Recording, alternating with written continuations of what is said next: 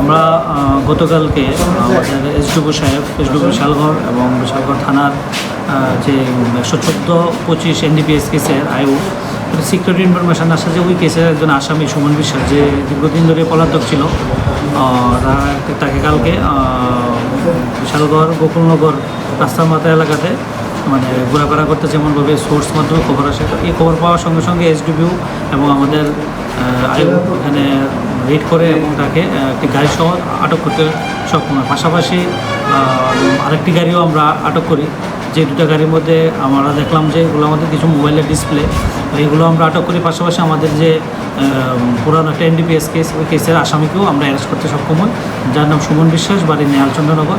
আজকে আমরা ওকে কোর্টে পুলিশ রিমান্ডে প্রেরণ করছি। মোবাইল ডিসপ্লে কি মানে গ্রুপ কোথায় নিয়ে যাওয়া হচ্ছিল? এগুলো তারা বলছিল কমলের সাগর নিয়ে যাবে।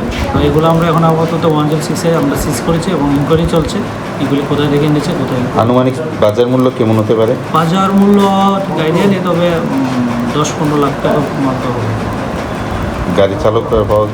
হ্যাঁ, গাড়ি চালক তো একজনই NDPS আসামি, ওকে তো আমরা অ্যারেস্ট করেছি। আরেকজন আরেকজন আমরা কেস নাম্বারটা কত? 114-25।